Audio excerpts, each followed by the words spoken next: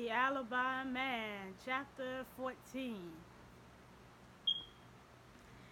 In my imagination, I had always visualized that I would be prepared for this moment, that I would have the upper hand when this circumstance arose, that I knew exactly what to say. I pictured myself as being strong and in control, unaffected by the sight of him, and looking like a million damn dollars. And Bennett Walker would be the one taken by surprise, rattled and shaken, unable to speak. But that wasn't what happened. He came through the door with a sense of purpose, his attention on his friend and alibi, Juan Barbero. Time and lifestyle had chiseled some lines into his face, but in a way women would find attractive. He still had all his hair, dark wavy, falling in his eyes. He still had the body of an athletic, tall, broad shoulder, trimmed hips. He was impassively dressed, white slacks, black jacket, black striped shirt, open at the throat. The dashing social Sehan, disheveled just enough to be sexy. He glanced at me with not one shred of recognition in his eyes. I was a very different person from the girl he had known. Gone was a wild mane of black hair, the ready for trouble smile, the glint of excitement in my eyes. I had been ripened then, flushed with first love, innocent, if not in fact, in spirit. 20 years is a long time. A whole lot of life had gone on since I had last seen him. Still, a part of me was offended he didn't know me on sight, that he hadn't stopped dead in his tracks, gone pale, started to stammer. Had I been so unimportant to him that he had never imagined this moment? Out of sight, out of mind. A bad memory best left in the past. Juan, my man, he said, grabbing Barbaro's hand and pumping it like a politician. Could I have a moment? Where are your manners, friend?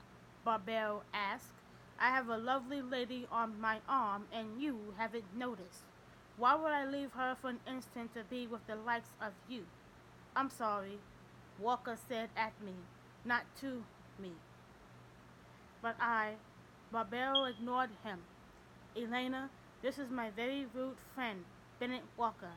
Bennett, my lovely companion for the evening.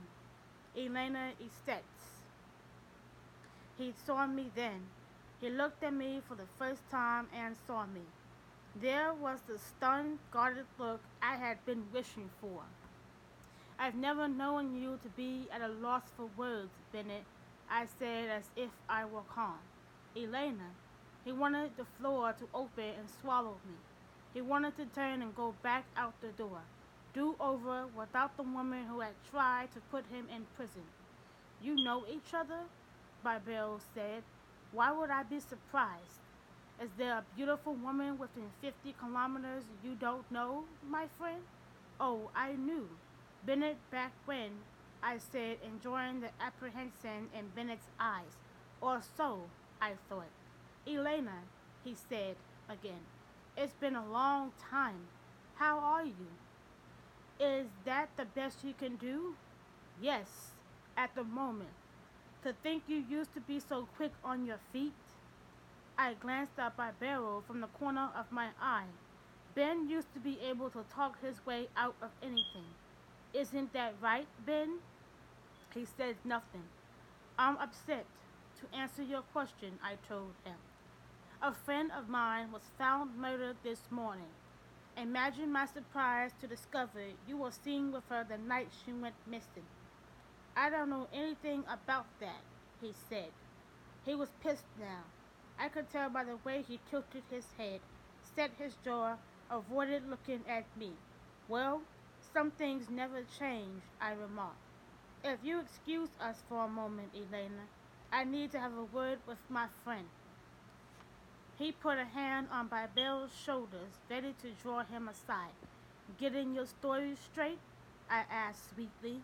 Stupid of me, but there it was.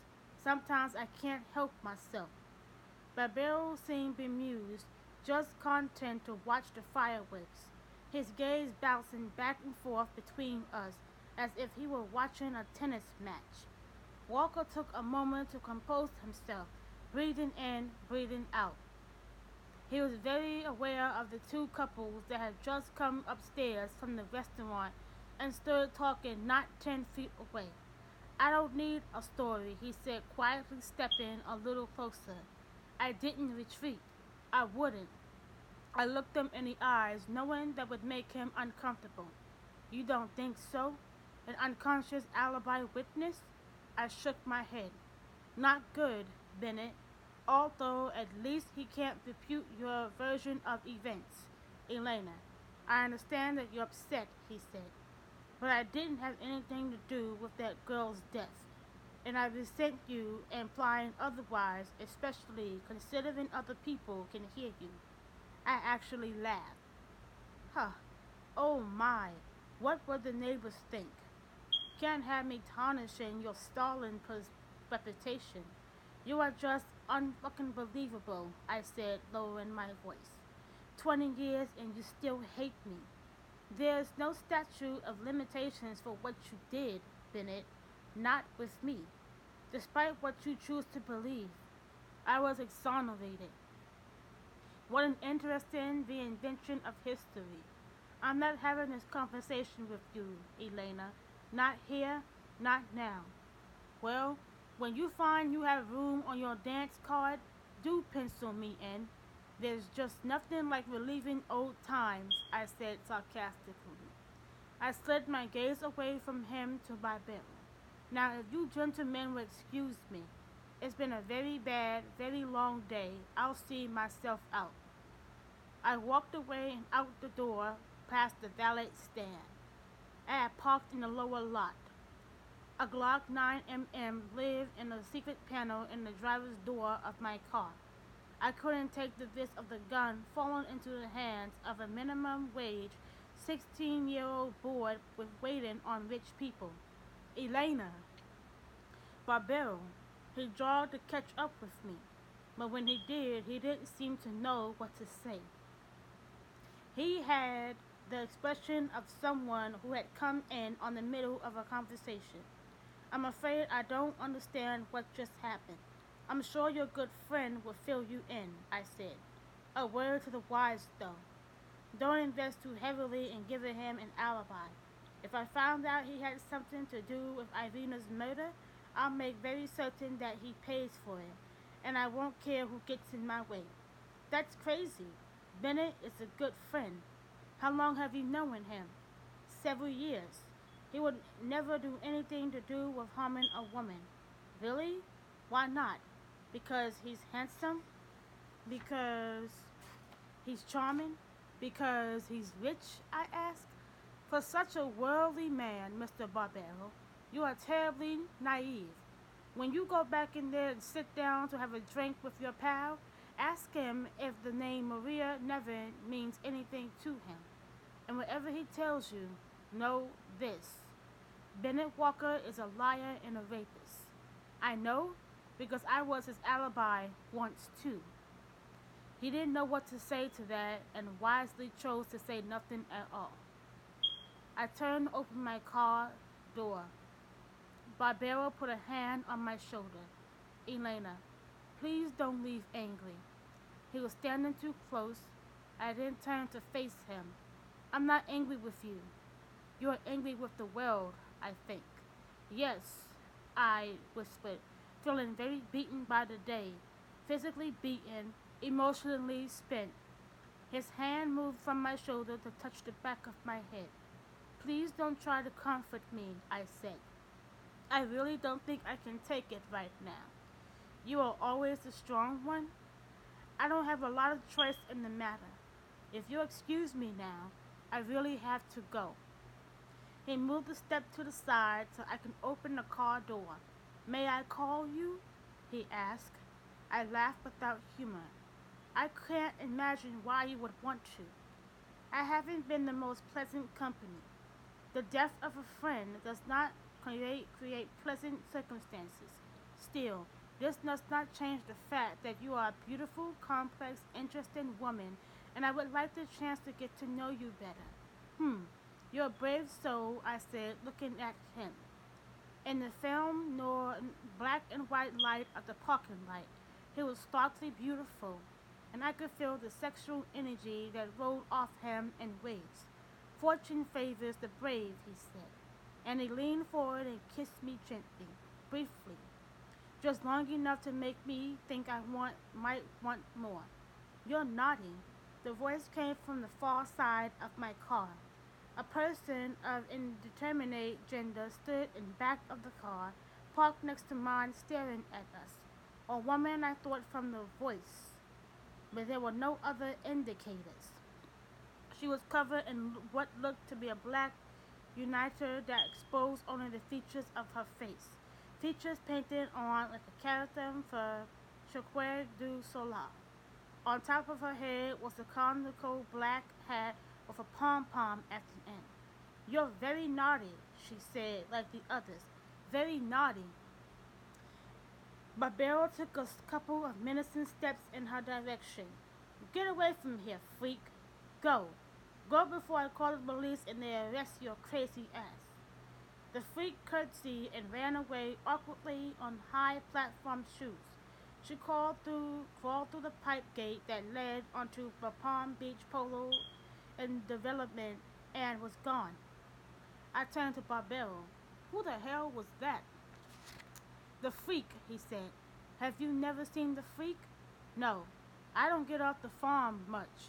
She hangs around town. I've never seen her before. She's crazy. I got that. Never mind her, he said. Go home and try to get some rest. He reached up and touched the left side of my face, gently. I'm sure, though, I couldn't really feel it. I slid behind the wheel of the BMW and told him my phone number, and I drove away, wondering what exactly I had just let myself in for. I thought of Barbell's kiss and felt guilty. I thought of Landry in a moment we had shared outside the barn.